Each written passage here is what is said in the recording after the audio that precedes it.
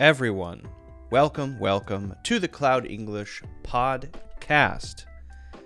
We have a lot of things to talk about, but of course we're here to learn and improve English. Well, that's not why I'm here. Hopefully that's why you're here, to become more natural and fluent, to be able to express yourself more clearly and with confidence. We have a lot of things to go over today, a lot of things I would like to share with you.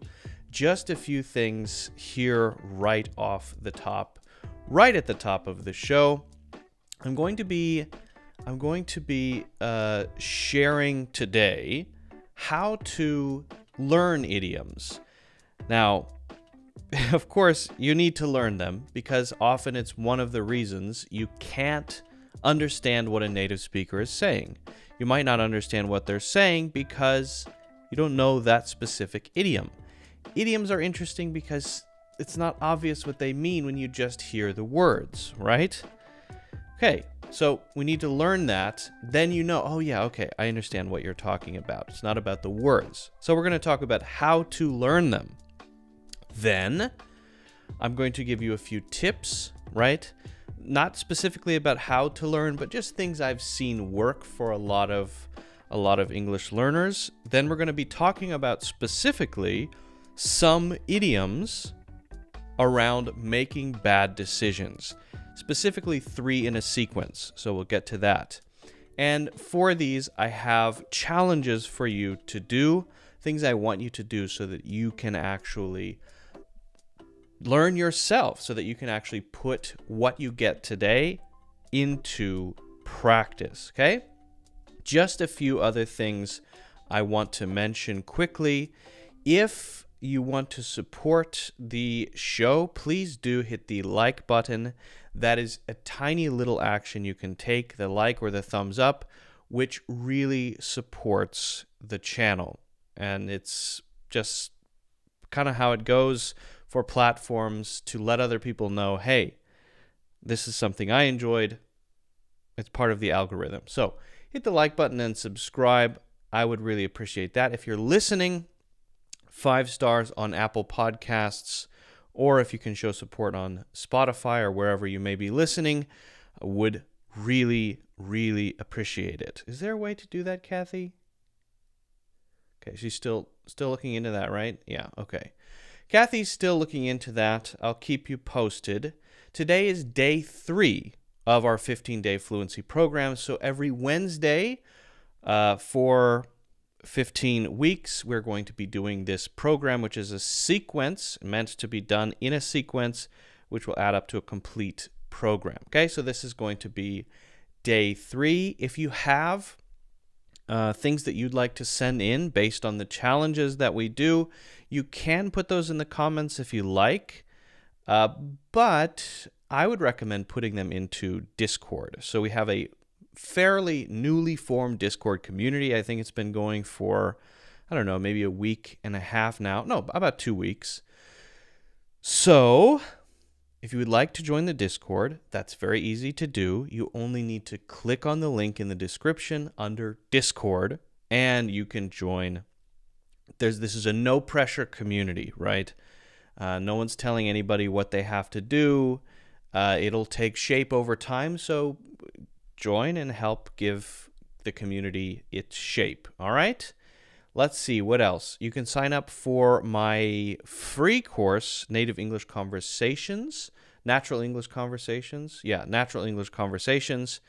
That is in the first link in the description, I believe, and I think that's pretty much it. Of course, you can also check out my full courses as well. I believe those are on sale. Okay, so as I said, we're going to be talking about how to learn idioms. We're going to be actually doing a bit of practice here. We're going to be going over some tips. We're going to be talking about idioms for decisions, and I will be answering your questions as well. So if you have questions about idioms or how to learn or anything else, as a matter of fact, I will be going to the questions after we talk about idiom tips. Okay, so pop those in if you're watching or listening live, and otherwise, let's kick it off. Okay, so how should you learn idioms so that you can actually benefit, so that you can actually use them, right? I think one of the biggest issues, probably the biggest issue around learning English idioms, is memorizing them and then not knowing how to use them. What's the point of that? I don't know. What is the point of that? So before you learn them, you need to know how to learn them, right? This is something that I cover in my courses about idioms, which you're welcome to check out. But really, I want to go over the essential process, because once you have the process, you can apply it to any idiom. And in fact, you can use this for vocabulary as well, but we're really focusing on idioms here, okay? All right. So I think the steps are pretty simple, okay? Number one, you find your idiom or your expression in context, okay? What does that mean? That means that you don't just generally, if you're learning, you're just sort of out there, you don't just learn randomly a giant list of idioms, okay? What you should probably do, or the most effective thing you can do, is to pick them up from your daily life, okay? Why? Why would you want to do that? Well, because then it's actually connected to you. It's linked to your life. And so there's a kind of built-in context there that will help you remember how to use it. So if it's for work, if it's reading an article or watching a video somewhere or a movie or a TV show, you said, what's that? And you didn't plan to find it, but there it is. You found it. Write that down, okay? That's how you find it, instead of going to a random list. Make sure you're always finding them in that context, because then I know how it was used. It's used to say this kind of thing in this TV show. Or it was used by my colleague at work to express this kind of idea, right? Okay, so that's an advantage for you to understand the usage. Again, we don't want to just know what it means. If you know what an idiom means, that's kind of pointless. You need to know what it means and how to use it. And as I mentioned, I'm going to be going over a challenge for you toward the end of this. So stay tuned for that. Okay. So once you've got that, you're going to then go to a dictionary or a place that allows you to look it up. Now, I recommend, I'm not even sponsored by the free dictionary. I should reach out to them at some point, because they should sponsor me, because I talk about them all the time. It's a great dictionary, and besides that, it has a thing that many dictionaries do not have, which is idioms. That's right, idioms and phrasal verbs, and pretty rich as well. We're going to look at an example in just a second. So the freedictionary.com is a great place to look these up. Okay, then you review the different meanings of an idiom. Some idioms, some expressions, some phrases have more than one meaning. 2, 3, 4, 5, 6. 6 might be a little bit much. Some phrasal verbs have 6, but most idioms will have 1 or 2, maybe 3 meanings. Make sure you understand all of them.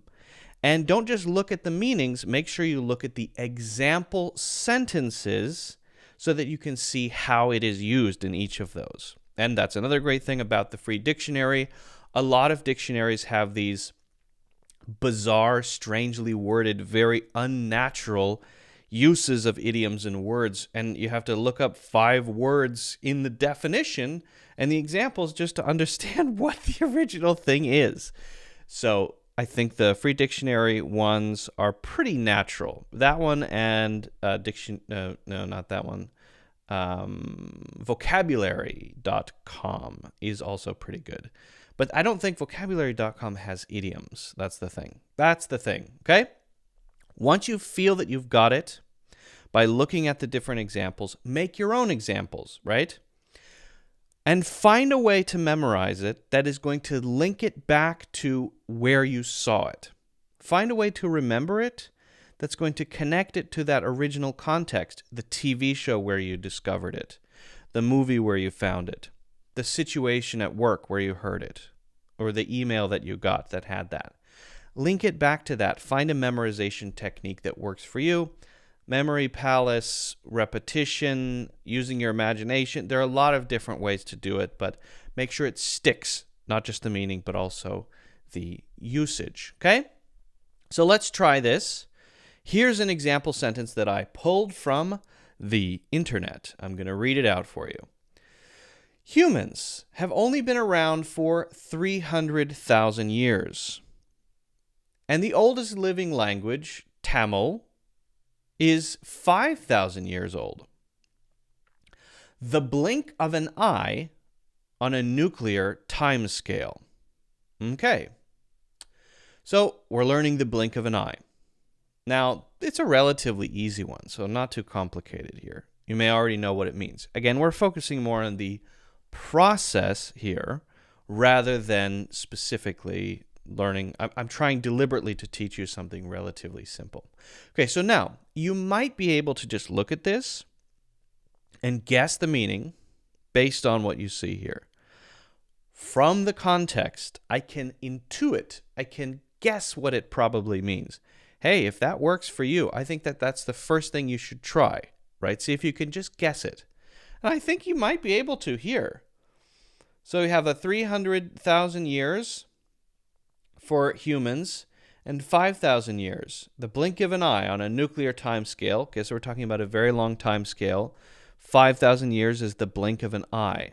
Well, I know what an eye blink is. Okay, so you probably can get the idea just by looking at it. But let's go through the process. Okay, we have discovered it. Next, what do?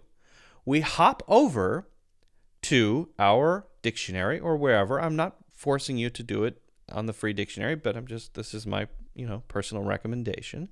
And we look up blink of an eye. There it is.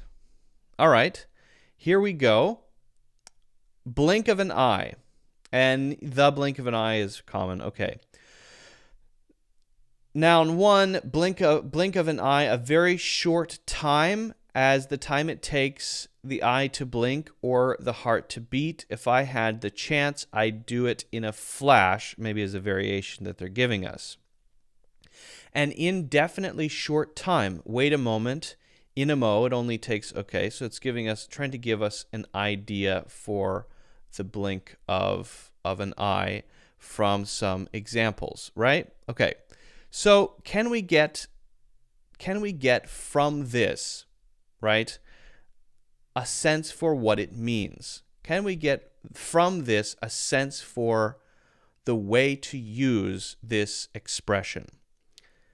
I think so. I think it's pretty clear. It just means if it's an indefinite short time, right, that's going to be pretty straightforward, I think, right? Let's see if we can, let's look elsewhere. Let's just try Googling it. Let's say idiom, the blink of an eye, and see what we can come up with.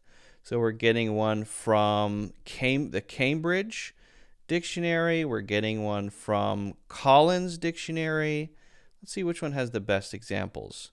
And I would encourage you to browse around. Again, if you're not happy with what you find on any one of them, browse around and find one that gives you the clearest definition and perhaps the best examples. It's the examples on the free dictionary may be a little lacking for that. So, okay, here we are on Cambridge. In the blink of an eye. They can be mild or extremely severe and can move from one to the other in the blink of an eye. So this is just examples. They didn't even give us the definition for this, did they? In the blink of an eye, he was gone. Okay, they did give a definition, short in time. There you go. All right. Lots of examples here. Again, I'm on Cambridge Dictionary, okay? But we should be ever mindful that in our information age, the media have the power to reach a constituency of millions in the blink of an eye. Okay, very straightforward. It happened so fast, and the resolve was in the blink of an eye. He said that the song becomes a modern love story in the blink of an eye because of it. All of those things can be gone in the blink of an eye. So we're getting a lot of definitions here pulled. So this is actually the definition on the free dictionary was great, but the examples were not great, which is actually surprising to me. The blink of an eye. Let me see if they have the whole one, because I didn't put the in there. Let's see if they give me a better one. No, they don't. So this is a pretty rare thing on dictionary.com. It's pretty weird, because normally oh, wait a minute, I'm on dictionary. Normally I never even have to check to see if they have great examples, because they always do. But here, oh, wait a second. Have I found it? Nope. Oh, the free dictionary let me down on examples. Wow. That's crazy. That's why we have other websites to check. All right, so good examples from Cambridge. Now let's go over to Collins. Let's see what Collins gives us. A bunch of ads. Great, love that. Okay, phrase, if you say something happens in the blink of an eye, you mean that it happens very quickly. It was all over in the blink of an eye. And here we actually get an audio. I'm not sure if they'll just play the audio for us for blink of an eye or the whole sentence. Let's see. Clicking on the symbol there. It was all over in the blink of an eye. Oh, they give us the whole thing. It was all over in the blink of an eye. It was all over in the blink of an eye. Nice. All right.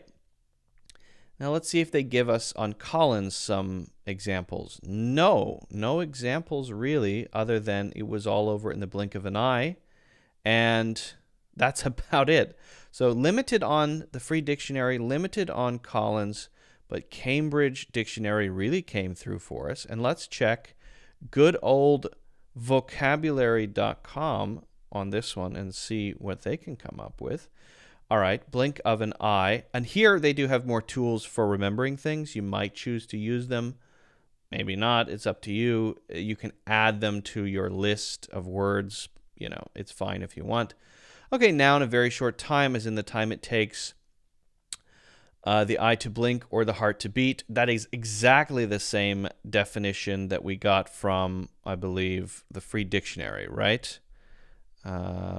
Which one did we get from free dictionary? Yeah.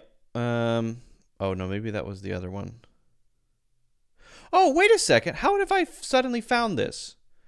What's going on with the free dictionary? Now I have found it. I tried searching blink of an eye again. What did I do wrong the first time?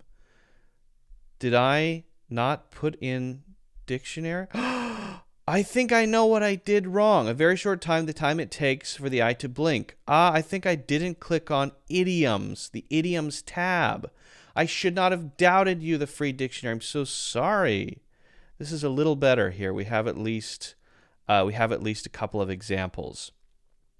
Okay, I'm so sorry for doubting the free dictionary, because again, I've never not been supplied great examples there before. Very quickly, in a very short period of time, usually used in the phrase in the blink of an eye. When we got into that car accident, our lives changed in the blink of an eye.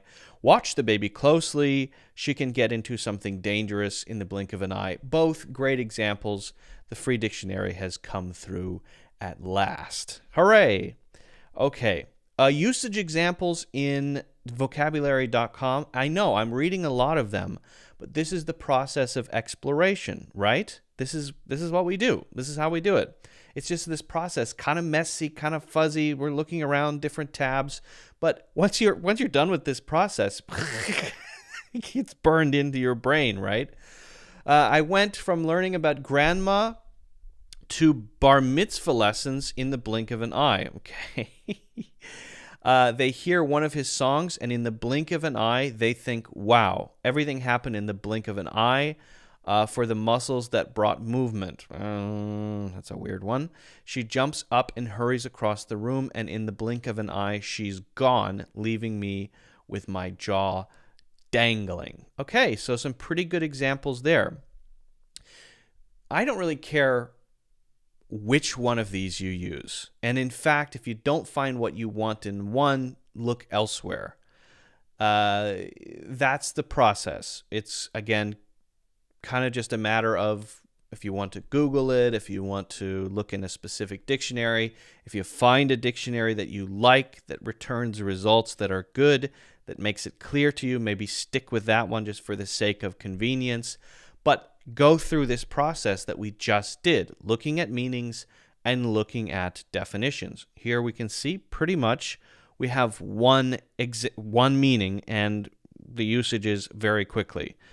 And it might be used sometimes for a physical thing that happens, or we might talk about something emotional. But either way, it means quickly.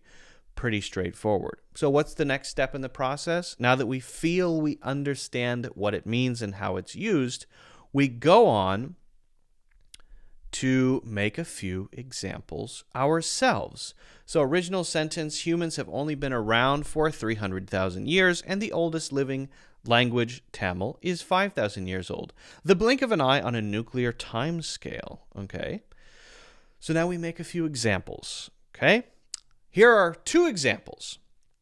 The first 10 years of my life seemed to go by in the blink of an eye. Didn't necessarily, unless we're talking about a nuclear time scale, but seemed to go by like that. Okay, so I can use it to talk about how it feels rather than how it was. And then my other example, in the blink of an eye, the coyotes had me surrounded. This is actually from personal experience. Last night, I wasn't actually surrounded. Last night, I was outside looking at the stars through my telescope.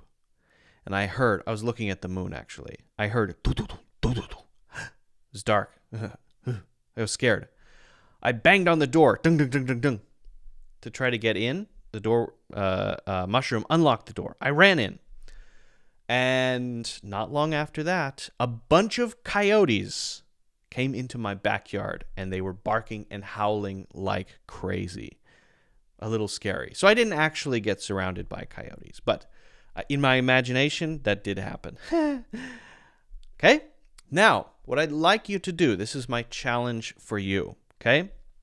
I want you to do the process we just did for the idiom under fire.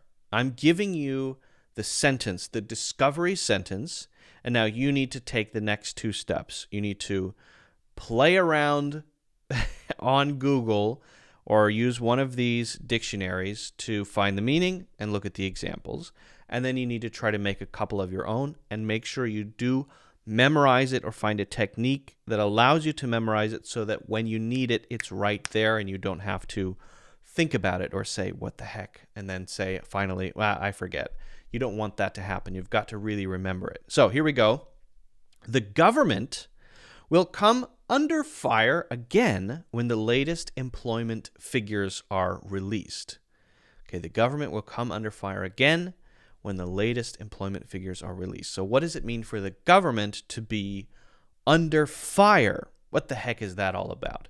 Again, the cool thing about idioms, but also the difficult thing about idioms is that they are not easy to understand if you just see them by themselves, right? And you say, well, I think I can guess. I think I might know what it means. So that's part of it too, trying to guess, trying to figure it out from the context alone. Then we have to go look it up. Okay? Okay. Of course, if you want to learn the way that I told you not to learn, with a giant list, you can. I did make 4 courses teaching expressions and idioms, okay? You can check those out in the links in the description if you like. Those 4 courses cover 200, I believe it's 243 or maybe it's 253. I forget right now. That many idioms and expressions. We go over the meaning and how it's used with examples, and there's accompanying PDFs. Each one's like 7 hours long. So feel free to check those out if you want to learn that way. That's one way to do it. But again, the best way is to discover on your own, because then it has that natural connection to you and to your life, okay? Let me know what examples you come up with. If you want to pop those in the comments, you can do that. Or if you would like to send them to me, if you'd like me to definitely take a look at them, put them in the challenge submissions section of the Discord. You can join the Discord. That is free. That's in the links in the description. Let me know how it goes. If you haven't done so already, don't forget to hit the like button and subscribe, and good luck. All right. Well, we have some people joining already. That's fantastic. Sung Hee Hong, hello. And Naomi, things are really hectic here at work. I'm now a data analyst at Nestle. Whoa, cool. Congratulations. Analyzing the amount of milk to put in the chocolate? Or what? I'm curious. Corinne, hello. And also, let's see who else has joined us. Ilhalalaliana. So that's a very long name. I'm afraid I can't read that one. Vitali is here.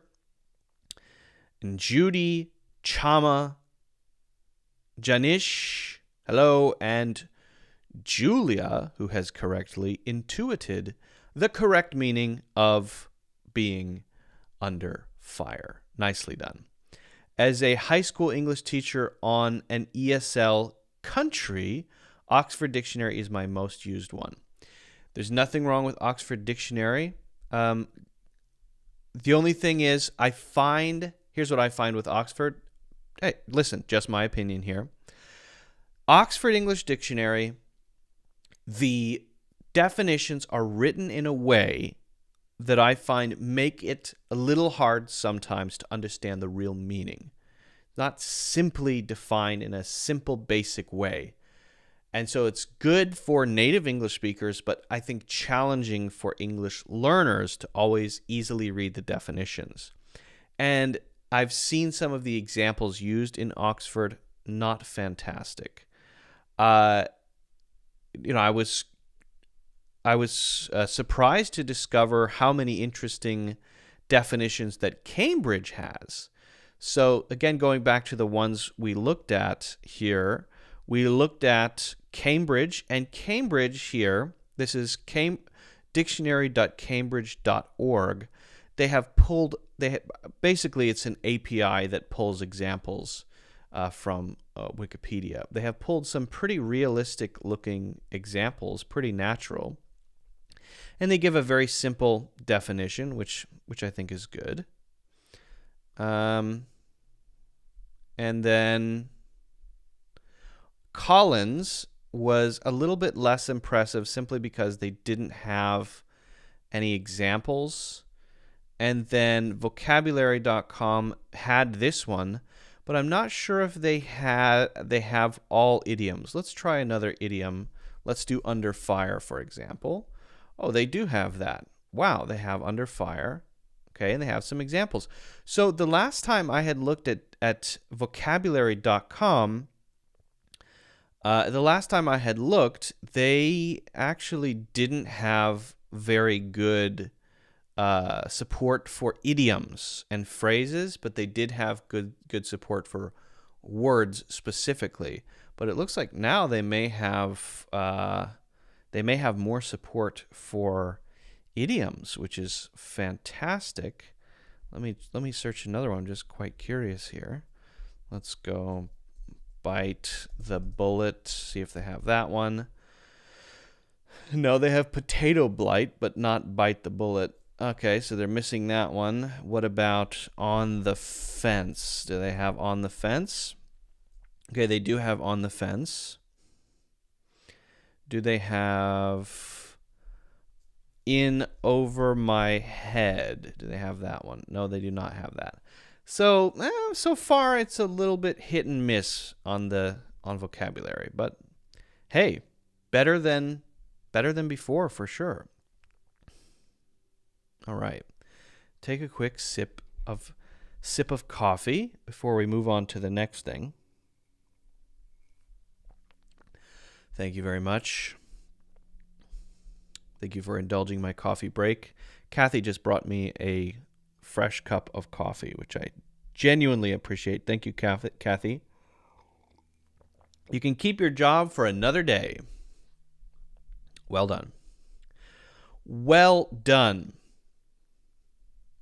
Now, I do want to kind of stay on the topic of idioms because I find that it's not just how to learn them, but also attitudes around idioms. And I think there are some things to note, right? Just casually, I'd like to mention these things. Number one, it's easy to get excited when you learn a new thing. You want to use it all the time. So you learn a new word, and you feel like you really have got it. But the problem is that if you get too excited about it, you want to use it everywhere, it's going to sound awkward. So try not to think of the language that you learn, whether it's words or idioms. Try not to think of those things as what you must use, right? Because when you buy new clothes, statistically, you're more likely to wear the new clothes way more often than the stuff you had before. Well, don't do that with language. And the reason is that it's kind of awkward and noticeable if you do. So put it in your tool belt, have it there ready to go when it is the perfect time to say it, but try not to cram that into every possible place where it could go, because again, it's going to stick out like a sore thumb. And that would be one example. Sticking out like a sore thumb, sticking out like a sore thumb. That would be a perfect place to use that particular idiom, right? But if I said that in 5 minutes and then in another 5 minutes, you'd start to think, he's using that idiom a lot. Maybe too much? Probably. So it's got to be natural, right? How do you know what's the natural amount? You should let the situation tell you. If you really understand how to use it, you're not trying to force it. You let the situation tell you when is the best time to use this, when is the best time to use that, okay? And let it be natural, right? Also, as I mentioned on memorization, if you just memorize the meaning, the problem is that it's very easy to forget where it goes, right? And this comes back to usage. If you know what something means, but you don't really understand the usage, what's the point of knowing what it means? So if you can somehow figure out a way to tie your knowledge of that idiom, expression, or even word to where you learned it, to the sentence where you learned it, to the sentences you looked up when you were trying to figure out what it means, if you can do that, then it's going to be easier to get that intuition for when to correctly, naturally use an idiom or expression, right? So I'm not going to tell you how to do that because everyone has a different brain structure. Personally, I like to use the memory palace technique. Now, I use the memory palace in a couple of different ways. Sometimes I do it very formally, where I have a specific place set with specific things placed in specific ways. That may be a topic for another day. It's very interesting, but maybe a topic for another day. Sometimes I do it very casually, right? Sometimes while I'm reading a book or listening to a book, I will casually make associations using my imagination that helps me bring it back to the context. I'll give you an example, okay? This is a stupid thing, but there is a dialogue from Plato, and I was listening to it as an audiobook, okay? And it's called Euthyphro, and so Socrates and Euthyphro are having a conversation about what it means to be pious. Okay, so I have a couple things. Socrates, I know I'm not going to forget Socrates because he's the main speaker in Plato's early dialogues. I don't need to really remember that so much, but I do need to try to remember Euthyphro, and I want to try to remember that they were talking about piety. And once I can remember piety, Euthyphro, and that as a dialogue, then the other things will kind of naturally, come back to me, right? Those are just sort of the anchors, the keys.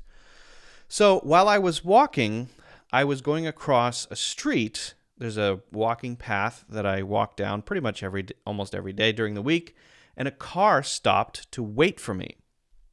And so I decided to use, and it was a Prius, and I thought, I decided to say, okay, Prius sounds like pious. So Prius will remind me of pious, right? A Toyota Prius, very ugly car, but very iconic, easy to remember, kind of shaped like half of a lemon, and gets very good fuel economy. Okay, then I imagined, this did not happen, but I imagined a guy popped his head out of the window and a giant afro went like that, popped out of the window, very, very big.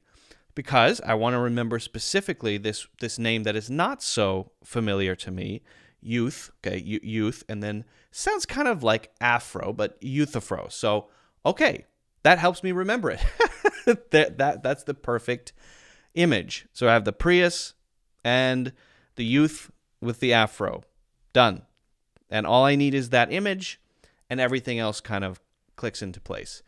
So I'm not saying you should do it that way, but find a creative way to keep in mind the context and the key points that you want to remember. Maybe one of the sentences that you learned really clicked with you. How do you remember the meaning of that sentence?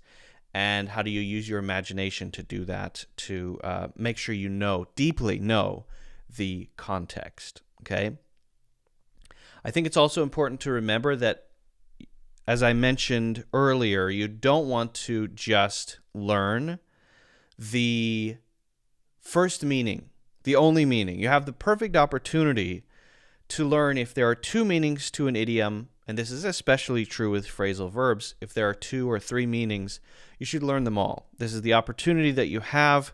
It's unlikely that you're going to discover this again in the near future with another meaning. So make sure if you look it up, make sure you're learning all of the meanings, and make sure you understand the usage of all of the meanings. It is a little more work, of course. It's a bit more hard work, but if you put in that work, then it's going to stick and you'll be good to go, okay?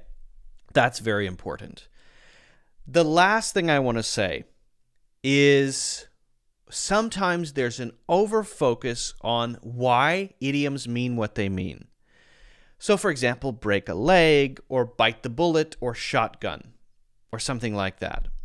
I would say, yeah, they do have reasons for why they are what they are. Why is it that when we say break a leg to say good luck? That doesn't make sense, okay? But we know, okay, that's an idiom. It means good luck. There's a reason for it, okay? But who knows the reason? Who cares, right? Most people, most native English speakers, even those who use that expression, do not know the reason for the idiom to be what it is. So if you focus on that, if that helps you remember it, okay, fantastic. That's great. But I don't think it's important if all you need to do is be able to use it naturally in context, right? So here's what I would say. If you're just curious, go ahead and look it up. But focus your energy and attention on understanding the usage and the meaning in context, not the reason. I'll just give you one for fun. Shotgun. So, it used to be that valuables were transported from one town to another back in the Old West days by what's called a stagecoach or a coach, maybe 4 or 6 horses, and sometimes 2, I guess, and they would transport it. So you have the driver there with the reins, and then you have a chest full of gold or whatever in the coach, and well, that's obviously an easy target for thieves, right? Bandits might come and try to steal whatever you've got in the coach. You got your Bitcoin in there or whatever. So you have one guy driving, and the other guy sitting beside him with a shotgun in case any criminals or thieves or bandits try to come close to the coach as it's driving to the next town. He will literally shoot them with a shotgun. So shotgun means that you're sitting next to the driver. And if you say shotgun, it means I want to sit in the front seat beside the driver. If there are 3 people who are going to sit in this car and I want to especially for kids, I want to say that I want to sit in the front. Instead of saying I want to sit in the front, I'll say shotgun. And calling shotgun means I get to sit in the front. And because I said it first, that's the rules. I get to. Okay. So that's just a sort of cute little thing. Bite the bullet would be another one. Often when we go through a difficult experience, right, we have to pay $600 for something that we didn't think we were going to have to pay, and we just pay it. All right, just bite the bullet and pay it. Just bite the bullet and do it, right? Why the heck would it be bite the bullet? Why? Because, again, back in the old days, let's say in 1860s or something like that, they did not have general anesthetic or very good painkillers to kill pain. And if you needed to undergo an operation, you're kind of out of luck, right? Let's say, for example, you're a soldier in the Civil War, you get shot in the leg. There's a very high chance that your leg will get infected. If your leg gets seriously infected, you could die. So unfortunately, they have to cut your leg off. Okay, that's unfortunate. Well, it would be great if you could just have an anesthetic and not feel it. That'd be fantastic. Except, oh no, it's 1863 and that's not available here, so we're just going to have to cut it off. What can I do? I can bite down on a bullet because I'm in pain.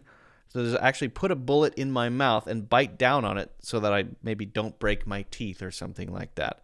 Sounds horrible. That's what it's from. But again, who cares, right? If it helps you remember it, maybe learn that, but otherwise, maybe don't. And I would just say overall, try to develop a general intuition for these things. Don't try to be formulaic or make a code of rules about how to use when, idiom, which idiom, when, right? Just try to develop an intuition. Any native speaker of any language uses their language sort of naturally, freestyle, intuitively, right? That's what you want. So more exposure, more TV shows, more reading, more discussions, more of everything that you can do to develop that intuition, and that's a big part of what is going to allow you to become natural. It's much more than just learning what it means. Often we get focused on that part and not on the other part, which is developing that intuition to be able to use that thing naturally. Okay? So hopefully that at least gives you a starting point to go out there and start learning idioms, expressions, and words naturally, and start using them in your daily life. All right, so just a little rant on that. A shotgun marriage or ride shotgun. Yeah, shotgun marriage would be a different thing, but we wouldn't use the word shotgun by itself. So shotgun marriage would be a different case. Okay, I am able to take some questions now. We've covered idioms. We've covered some tips. We're going to be going into, I'm going to teach you 3 idioms for bad decisions, but let's take some questions. If you guys have any, if I missed any. We have quite a few people here joining us live, which is fantastic. I'll just give a quick reminder for those who joined recently. You can now, if you like to listen, maybe you're busy, maybe you're at work, and so you can't have videos on your screen at work, but you want to listen instead. You want to pretend to work, right? You want to pretend to be working, but you don't want to actually work. A lot of people like to do that. That's great. I support that. So you can listen on, well, you can click on there should be a podcast link in the description if you prefer to listen instead. Spotify, Apple Podcasts, Google Podcasts. I'm pretty sure most of them you can now listen instead of watch. It's not live. I put these up later, right? But you can at least experience that. Maybe you want to do housework or pretend to work, and it's easier to do that sometimes listening than having a video open. But if you want to join live, you certainly can every Wednesday and Friday around 12 o'clock Eastern Standard Time. And I don't know if it will continue, but I will be doing a third episode discussion with Mushroom on Saturday. And we have some interesting things to talk about. Those are much more freestyle. There's no English teaching is happening. Totally different sort of thing. And it's good to see that some people are really enjoying those. Okay. Let's see. Ride shotgun exactly from Vitali. Yes. Hi, Luke. Is the one question everything go okay grammatically correct? I came across it in a novel and wondering if it should be everything goes okay or everything went okay. Okay, let's see here. Yeah, guys, now's the time to pop in your idioms. Okay, hold on a second. Now, let me read this one more time and see if I can understand it. All right. Okay. Hi, Luke. Is the question everything go okay? Grammatically correct? I came across it in a novel and wondered if it should be everything goes okay or everything went okay instead. Okay. Okay. Everything go okay? Okay, I know what's happening here. I think I know what's happening here, and I could be wrong. And let's explore this because this is really interesting. There's been a modern trend, I can call it a literary trend, that really was innovated by Mark Twain, Samuel Clemens, very famous author who wrote Huckleberry Finn, Tom Sawyer, Idiot Abroad, where I don't think he was the first person to do it, but he really popularized it. He started writing dialogue phonetically rather than writing it as it is, right? So the advantage of that is when you read the dialogue of characters, you can hear it more. It sounds more organic. It sounds more natural, right? To what people would actually say to each other. So the spelling is out the window, right? If you listen to, for example, or if you read Huckleberry Finn, the character Jim, who is a slave, has a very, very specific way of speaking that is, not a single word is spelled as it is actually spelled, and you have to kind of sound it out as you read, right? But that's giving you a better sense of the character. It's making it a little more immersive. Since then, I think that's become normal for a lot of novels. The downside is, now I would say you're not supposed to learn, let's say, correct grammar from the dialogue of novels. The sentences that explain what's going on, right? The descriptions and all of that still should be correct, but the dialogue itself is not a great source of knowledge when it comes to here's how you naturally put together a sentence. So they'll omit words, remove words, change spellings. It all goes out the window.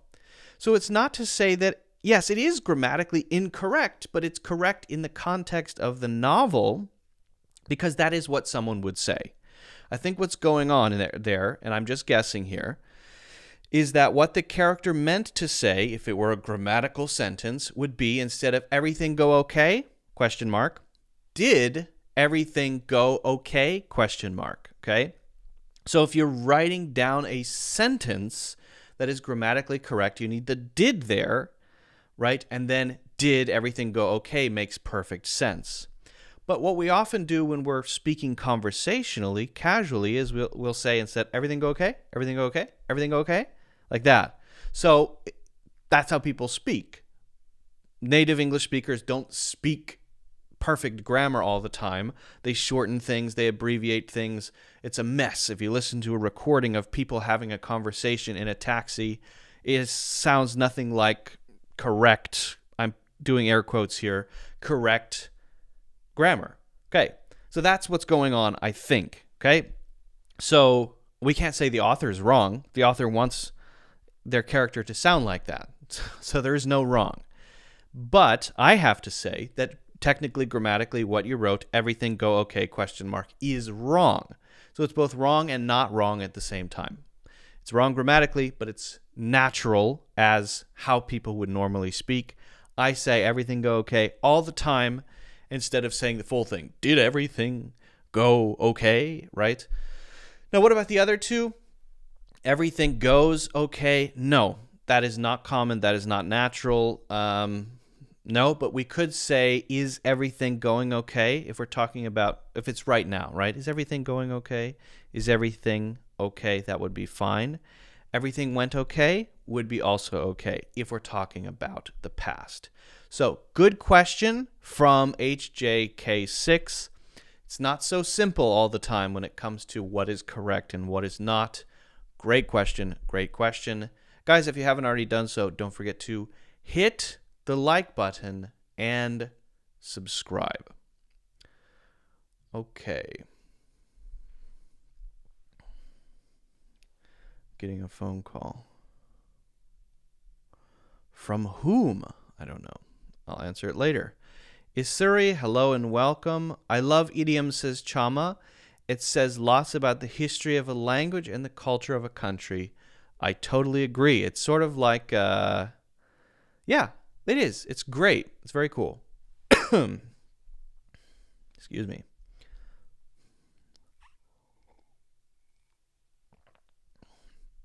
Let's see. I think I might have missed one or two here.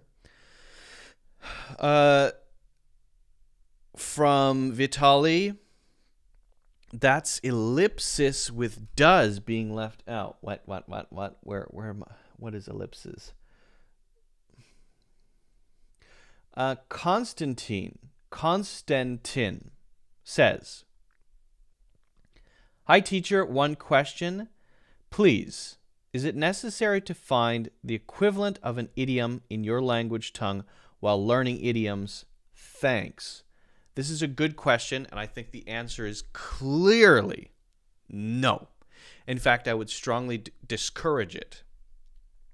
Now, if you're in a hurry with words, vocabulary words, go ahead, right? You're in a rush. I just need to know what this word is in English, in my language, okay, so that I can get done what I need to do. Go ahead, I guess. Now, if it's just trying to get some work done or whatever, fine. But if you're learning, I would strongly discourage you from doing that, even with words. Even with words. Single words. Vocabulary words. Because when you learn one word and then you learn the translation, air quotes, of that word in your language, it's not including all of the connotations, the cultural meanings, the suggested meanings, the things that that word feels like, right? So instead, you should spend all of your time focusing on how it's used in context, right? The correct way to use it, the natural way to use it, all the ways it might be understood by people. And there are a lot of examples of this, but any word feels a certain way when people use it. If I say, for example, excellent versus amazing. Excellent feels a little formal. Ooh, that's excellent. This is an excellent cup of tea, right? As opposed to amazing. This is an amazing cup of tea. Amazing is a little more open with my emotions. And again, this is just the feeling. Excellent, amazing can be synonyms, in fact. Not always, but often can be the same meaning. But they feel different. Amazing. Someone who's a little more open with their emotions, a little less formal perhaps, willing to be excited about this tea, whatever it is. Whereas excellent, it feels a little bit stiff, like I'm trying to be careful with my emotion. I don't want to show my emotions on my sleeves. I want to let people know that I think this is very good, but it's got a little bit of a formal edge to it. Again, same meaning, different connotations. But if you just translate that and say that equals that in my language, you lose all of that, unfortunately. So what you want to do when you're learning words, phrases, idioms, is do as much as you can in English. Dictionary in English, learning in English, reading examples in English, watching or seeing it in context in movies or TV shows in English. and then only do that translation again when you absolutely need to know very quickly the high-level meaning of that because I'm in a hurry, because my boss just said that and I need to know what it means quickly, right? Okay, great. That's what translation is for, right? Or you get an email from someone and your goal is not learning, it's communicating quickly, right? Okay. Now, that is especially the case for idioms. How are you going to translate an idiom exactly over to any language? Kick the bucket means die. Well, okay, if you translate the words kick the bucket over, it's going to sound pretty weird and it won't have that meaning anymore. Now, maybe the translation, depending on what's being translated, maybe the translation of that idiom will correspond to a similar idiom in your language. But then you have another problem of these two idioms actually are close in meaning, but have totally different connotations, totally different origins. And so for those reasons and many more, I would say don't do it. Don't do it, especially for idioms, but also don't do it for vocabulary words if your goal is learning. So Konstantin, that is a good question. I appreciate that. I think the best thing to do is try to isolate your brain, build yourself an English brain. Build an English brain. And if you do that, you're going to improve a lot faster than if you're always relying on your native language. Okay. So that's a really good question. Very good question. Hello, it's great time here. Thanks, Carol. I appreciate that. Vitali says, at 1953 was meant to write did not does. Vitali, you're confusing me. Another example using ellipsis, want a beer, the verb. Vitali, I'm confused by what you're saying. Rolita is from the Dominican Republic. Very cool. Would love to visit the Dominican Republic. That's one of the places I would love to go that I haven't been yet. Carol says, tell us some history. History of what? Once upon a time, there was a cat named Circle, and he was sitting on the sofa because he's lazy, and he was sleeping, and he did the same thing every day for 8 years. And that's the history of Circle the cat. My cat's name, I have two cats. One cat, both, they're brother and sister. They're both American short hair cats, but from China. From China, born in China, but came over to the United States when I moved. And one is called Circle, and the other is called Doorbell. And they're very different. Their personalities are totally different. Every episode here is astounding. Thank you, Rolita. I appreciate that. Thank you. I do want to talk about, we're going to talk about idioms for bad decisions coming up. That is next. I have 3 idioms, kind of a sequence of idioms to talk about bad decisions. So that should be, I think, hopefully very useful. I hope.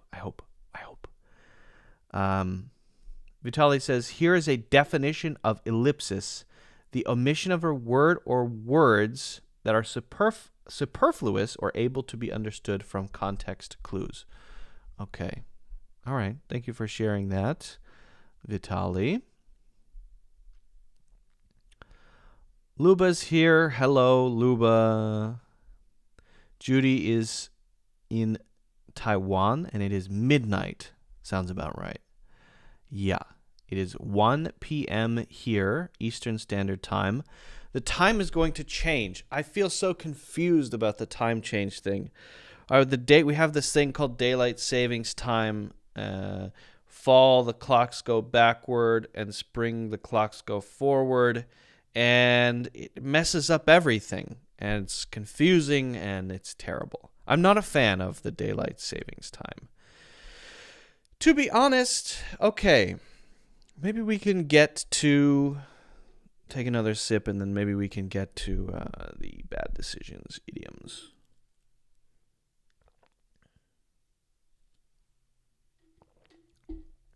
Right.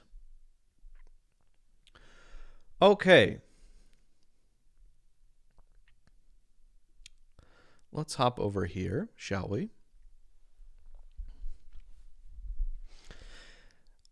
Often we learn idioms in isolation, but one thing we can do is learn them around a specific situation. We can kind of cluster them, and that can allow us to make little links between them that makes them easier to remember. You want to connect everything you learn to your life or some memorable thing, a situation, an idea. That helps it stick in your memory so that it's easier to use. So we're going to be looking at the following situation. Somebody has thought about getting a promotion. Maybe they get an offer of a promotion, right? Or maybe they go for a promotion. They try to get a promotion at work, okay? They're going through the process of trying to decide whether or not this is a good idea. Then ultimately, they decide to take the promotion or get the promotion, or maybe they try and then it is approved, right? They get a promotion. Now they have more responsibilities, let's say from one position to a managerial position. Then they realize that it was not the right decision because even though there was more money involved, the pay is higher, the responsibilities make it a headache, make it difficult, okay? So this is the situation. Someone who is first not sure what to do, right? Then someone who's starting to realize, right, having doubt about whether it was the right idea. Then finally someone saying, yeah, definitely was the wrong thing, definitely was a bad decision. I regret it, at least right now, okay? So that's the situation. Now let's get into the first idiom, and we're going to do it with examples associated with this situation. Okay, so the first one is on the fence. Now you may have heard this before, but if you think about being on a fence, essentially you have to balance, right? And if you're balanced on a fence and somebody shakes the fence or the wind blows, you might be pushed over to one side or another.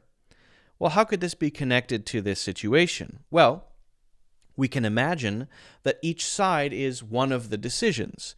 If you fall off to the right, whether on purpose or by accident, then that's decision A, let's say the decision to take the promotion. If you fall off to the left, that's decision B, the decision to remain in your current position and just keep on going, okay? So when you're on the defense, when you're on the fence, defense is different. When you're on the fence, you are not decided, you're not sure what you want to do. Perhaps you can't make up your mind. There are pros and cons for both. If I take the position, then that means there will be more responsibilities, but also I get paid more.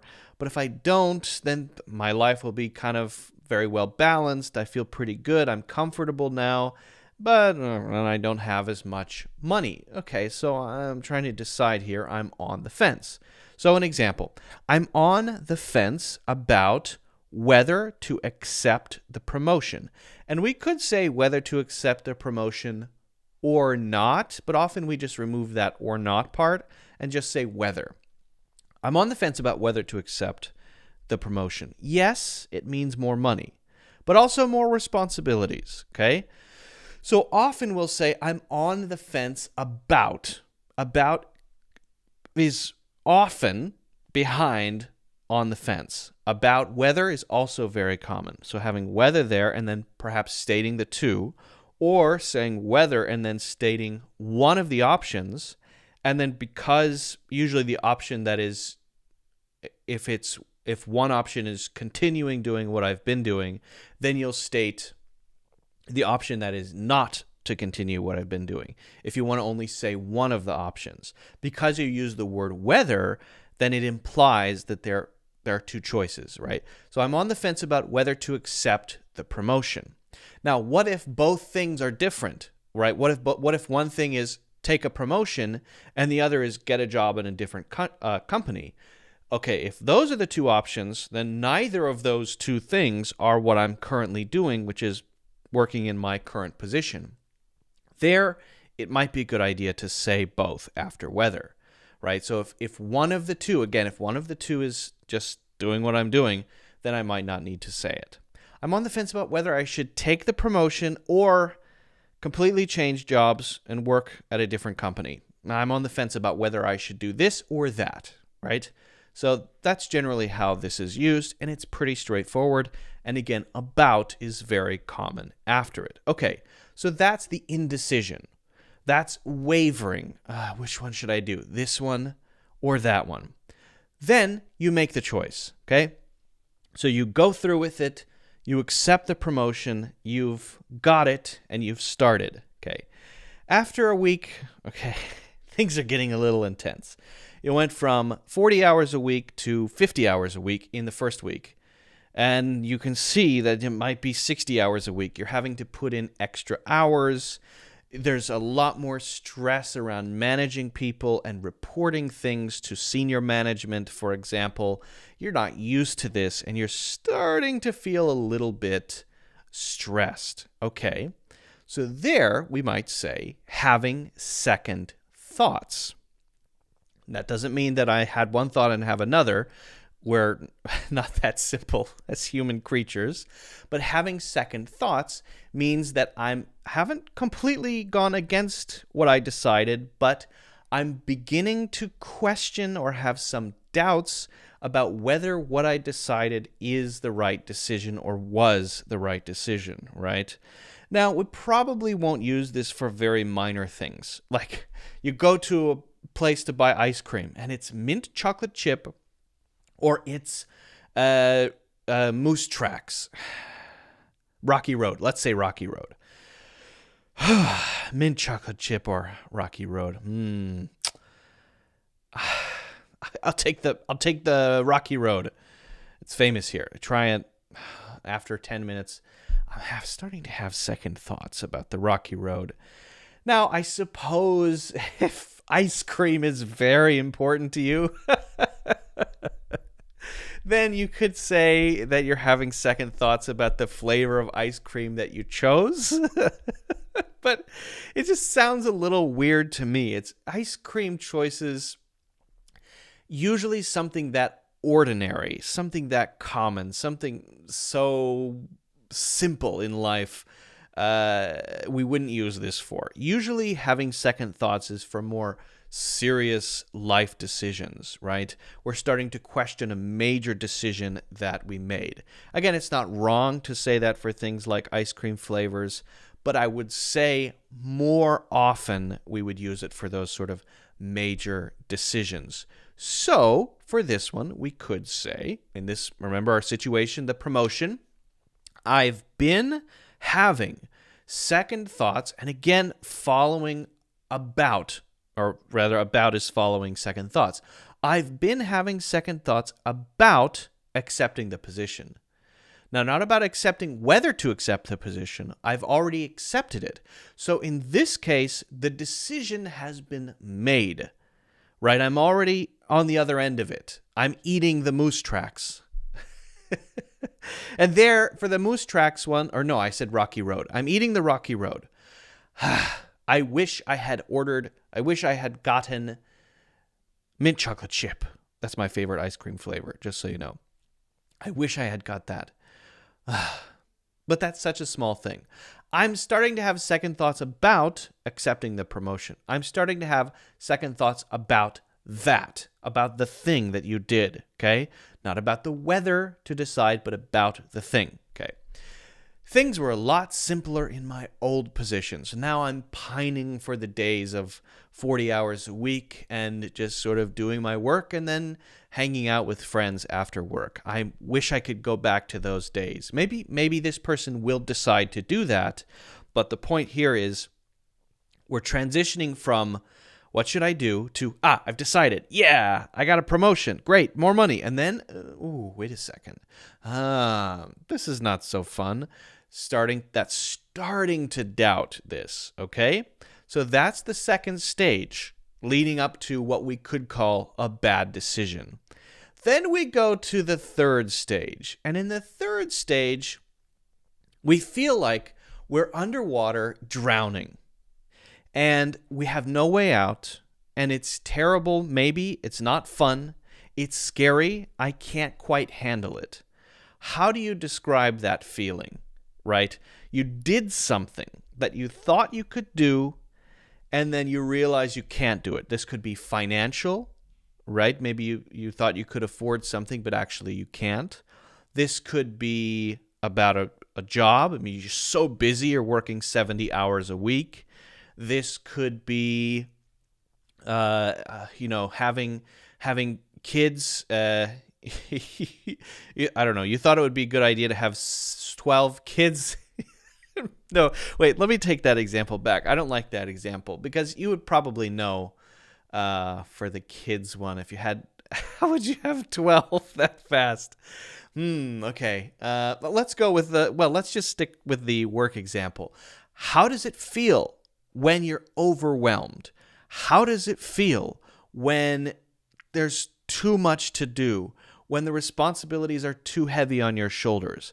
How does it feel when you feel like you can't escape, right? It feels like you're underwater, the water is here, and you can't breathe.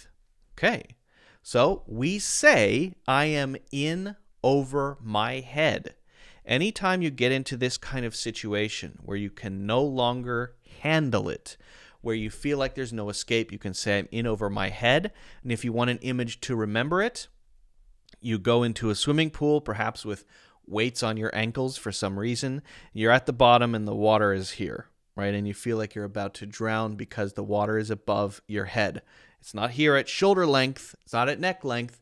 It's over your head. So you're in the swimming pool. You're in over your head. That's the image that maybe will help you remember the idea. Okay. So, Mr. Promotion, Mr. or Mrs. Promotion, or Miss Promotion, or Guy Promotion, or whatever, Tom or Sally or Tim or Mary Promotion. I'm totally in over my head with this management role. Totally in over my head. I have to work 70 hours a week just to keep up. To keep up means if I don't work 70 hours, I will fall behind and I will have even more responsibilities and I could be fired if I don't keep up. It's not worth it. That means the extra money that I get because of this position, I would rather not have it and go back to my old life. I would rather not have the extra money and not have the responsibilities so that I could just have a simple work day and relax in my off time. Now I feel like I'm working all the time. It's not worth it. I'm in over my head. And again, this can be used for all sorts of things, but often to talk about decisions that we make, and then soon we find ourselves in trouble and we feel overwhelmed and afraid, right? Now, this does not mean that this person won't figure it out after a few more weeks and really get the hang of management and things could improve. It doesn't mean forever it's a bad decision. It just means the feeling I have right now is that this is a bad decision. I have made a bad decision. Hey, maybe you check in on this person in 2 months. How do you feel about it? Great. I figured it out. I got a lot of help from my colleagues. I feel more confident about how to manage people. I simplified my processes. I changed my mindset. I'm back down to 50 hours a week. It's a little extra work, but it's not too bad. Things are going well. Okay, maybe. We don't know. Just right now it feels like I'm drowning, so I'm in over my head. So I'm not talking about the reality of whether or not it's a bad decision. We're talking about how it feels once you have made the decision after a little while at some point, okay? So, we've talked about how to express the feeling of indecision when you're wavering about the decision with on the fence. We've talked about how to express slight doubts about the decision, maybe very early on, having second thoughts. And we've talked about now how to express the feeling of being overwhelmed, in over my head. What I would like you to do is do the same thing. I want you to choose a situation. I want you to describe the situation, and then I want you to use these 3 idioms in the same sequence. First one, on the fence. Second one, having second thoughts. Third one, in over my head. But I don't want you to use my situation. Choose your own, make it your own. Practice this. To really know how to use this, you have to practice it, make your own examples. That will allow you to get an intuition for how to use idioms naturally, right? You have to make your own examples. That way, when you're walking around having conversations, you can use it automatically. And that is critical, essential. You can pop those in the comments if you want, or if you want to put those in and you want me to see them and maybe check them for you, you can put those in the challenge submission channel in the Discord. You can join the Discord community. It's an English learning community. You can join that for free. That's in the links in the description. Also, if you want to learn more idioms, feel free to check out my 4 courses on the topic. Idioms, you can sign up for a monthly or yearly membership to get access to all of those and my other courses. And of course, if you haven't already done so, don't forget to hit the like button and subscribe. Okay. So hopefully all of those are clear. I've been talking a lot today. I feel like I'm in over my head. Mac, hello. Amar, hello. Amar, I like to use having cold feet. Yep, that's a good one. It's a little different in meaning, but yeah. Having second thoughts when we fall in love. Yeah, that happens. When the newness starts to fade and you realize, oh, I was just excited before. Now I realize I'm with a dingus. Yep.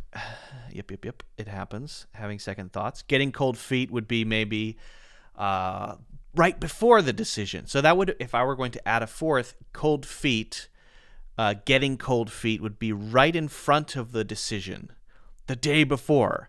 Maybe not for the promotion thing, so I'm not sure if it works for that, but especially for marriage, often people will get cold feet right before their wedding day, and so they freak out. Oh, I'm about to lose my freedom forever. I don't really remember experiencing that when I got married.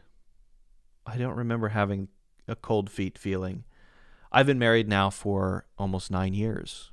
It's going good. I like it. But not for everyone, certainly. Okay, so today we've talked about how to learn idioms. And I went over some idiom tips. We've gone over 3 common idioms to talk about bad decisions, and I've answered a few questions.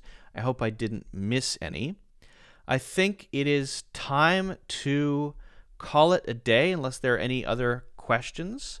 Rolita says, stick to your guns, meaning stick to your guns is like if you stick to your guns, once you make a decision, you don't let others change your mind about it. You kind of say, no, I'm right.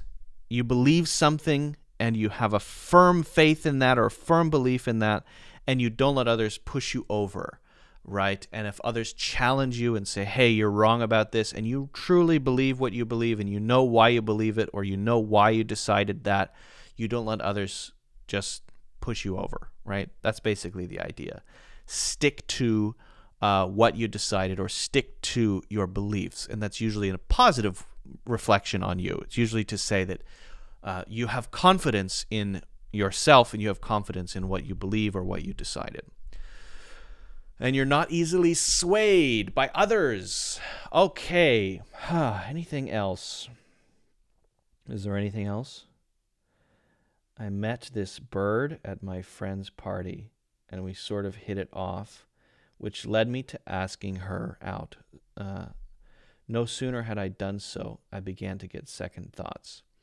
Yes, that's a pretty good example of second thoughts. The only thing I would say, well, maybe this is an American thing, American versus British. So, and I think it's getting kind of outdated. British English uses bird for women I'm not British, but my feeling based on the TV, I don't watch American TV really. I watch British TV usually. I feel like bird is kind of died in the 80s or something. It's not. I don't think it's common anymore to talk about women. Americans don't use bird to talk about ladies.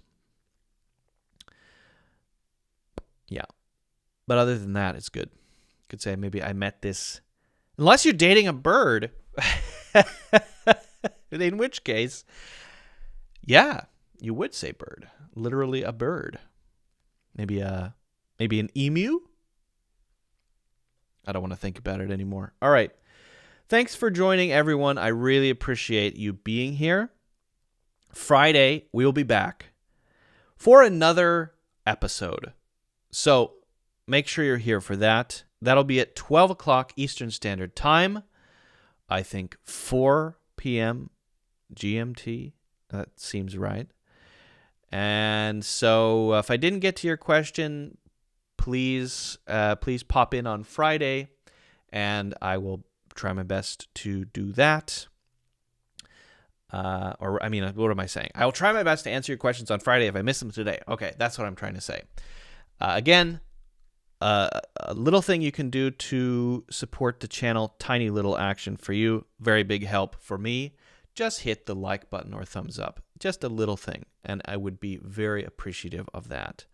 And feel free to subscribe so that you get notifications. You can click on the bell if you want to make sure you get the notifications for when we go live. Free course.